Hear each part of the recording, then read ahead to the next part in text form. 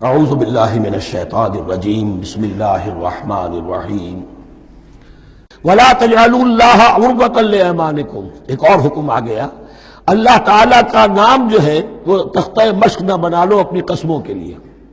قسم کھا بیٹھا، میں تو اللہ کی قسم کھا بیٹھا ہوں، اب یہ قسم کھا بیٹھا اس لیے میں یہ کام نہیں کر سکتا۔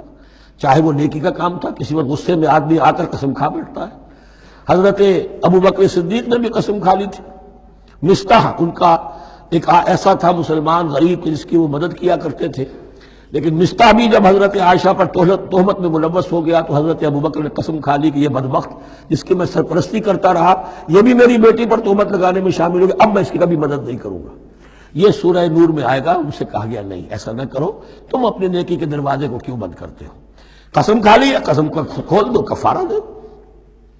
وَلَا تَجْعَلُوا اللَّهَ عُرْضَةً لِأَيْمَانِكُمْ أَن تَبَرُّوا وَتَتَّقُوا، نیکی کا کام کرنے سے، تقویٰ کے کام سے رکنے کے لیے قسم کھا لینا۔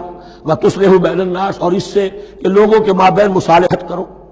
اب آپ نے کسی دو بھائیوں کے درمیان جھگڑا تھا، مصالحت کی کوشش کی، آپ کی بات نہیں مانی گئی، اب اللہ کی قسم ہے صاحب اب میں آپ کے معاملے میں دخل نہیں دوں گا، اب میں تو قسم کھا بیٹھا۔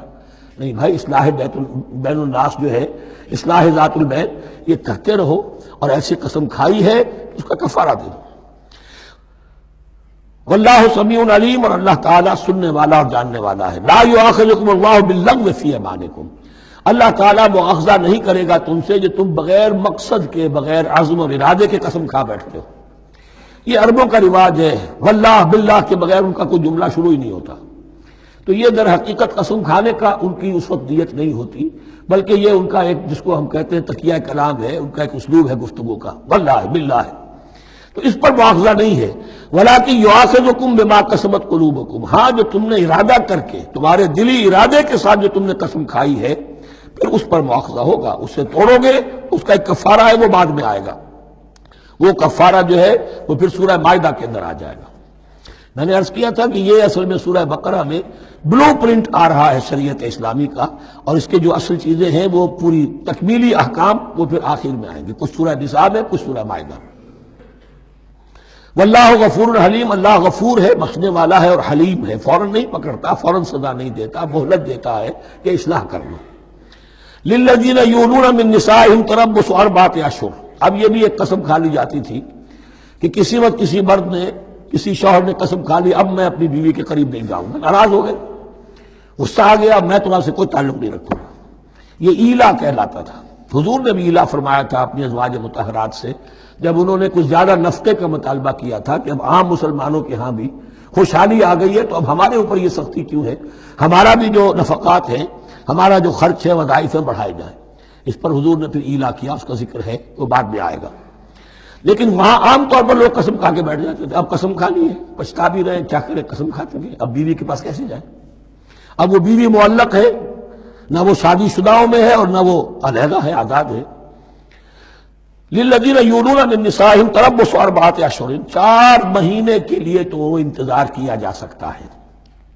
فإن فاؤوا، اس دوران میں اگر وہ لوٹے، اپنی قسم کو ختم کرے اور رجوع کر لے، تعلق کے زن و شوق قائم کرے، فإن اللہ غفور رحیم، تو اللہ تعالیٰ غفور و رحیم ہے۔ وإن عزموا الطلاق، اور اگر وہ طلاق کا ارادہ کر چکے ہوں کہ واقعتاً اب ان سے سپریشن ہی ہے، فإن اللہ سمیع علیم، تو اللہ تعالیٰ سننے والا، جاننے والا ہے۔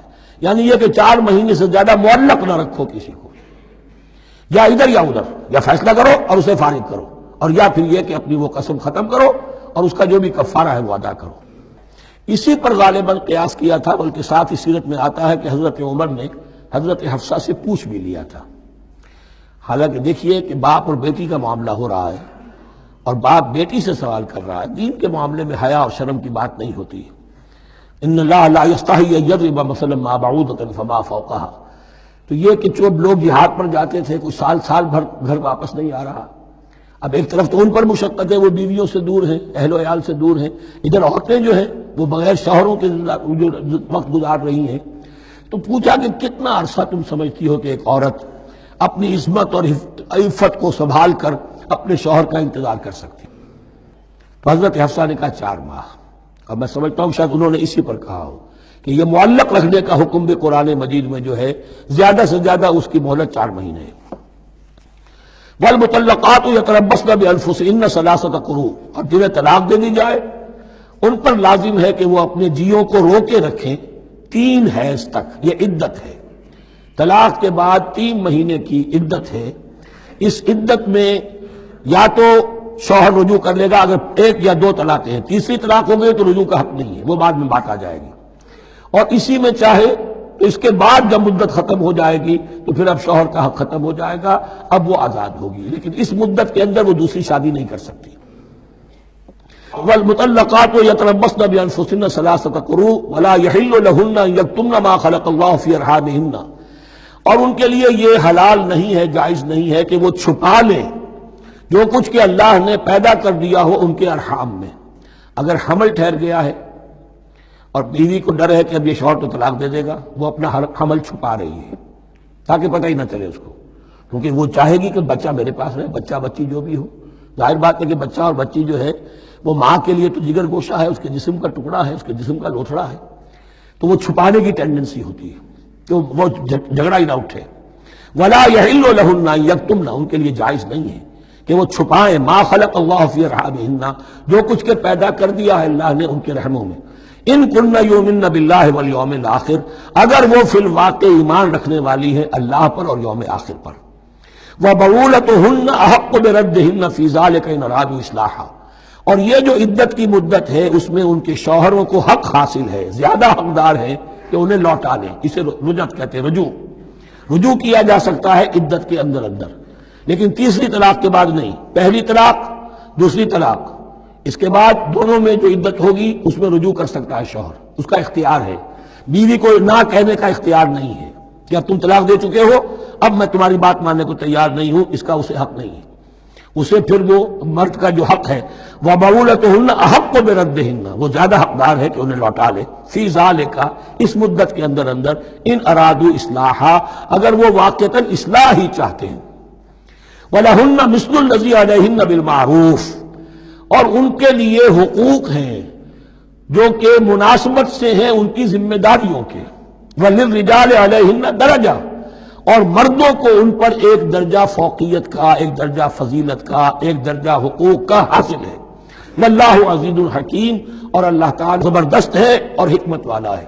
یہ آیت اصل میں اس زمانے میں بہت مس انٹرپریٹ ہوئی ہے اور بعض مترجمین نے بھی ترجمہ غلط کیا ہے، یعنی اس کا یہ ترجمہ کرنا لہن مثل الذی علیہن، ان کے بھی حقوق مردوں پر ویسے ہی ہیں جیسے مردوں کے حقوق ہیں ان پر، تو یہ تو مساوات ہو گئی، اور مساوات جو اسلامی شریعت میں مرد اور عورت کے درمیان، شوہر اور بیوی کے درمیان نہیں ہے۔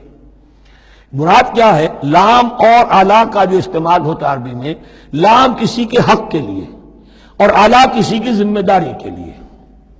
لہن، ان کے لیے حقوق ہیں، مثل الذی علیہن، جیسے کہ ان پر ذمہ داریاں ہیں۔ اللہ تعالیٰ نے جیسے ذمہ داری مرد پر ڈالی ہے ویسے حقوق اس کو دیے ہیں، جیسے ذمہ داری عورت پر ڈالی ہے اس کی مناسبت سے کورسپونڈنگلی پروپورشنیٹ جو ہے اس کو بھی حق دے دیے ہیں۔ اور اس بات کو کھول دیا، مساوات کہاں سے آئے گی؟ جب کہہ دیا وَلِلرِّجَالِ عَلَيْهِنَّ درجہ، اور مردوں کو ان پر ایک درجہ حاصل ہے، فوقیت کا درجہ حاصل ہے۔ واللہ عزیز الحکیم، اب یہ تمہیں پسند ہو تب بھی اور ناپسند ہو تب بھی اللہ تعالی عزیز ہے، حکیم ہے، وہ سب کچھ جاننے والا ہے، اور وہ زبردست ہے، جو چاہے حکم دے، اور حکیم ہے، حکمت والا ہے، اس کا حکم حکمت پر مبنی ہے۔ صدق اللہ العظیم۔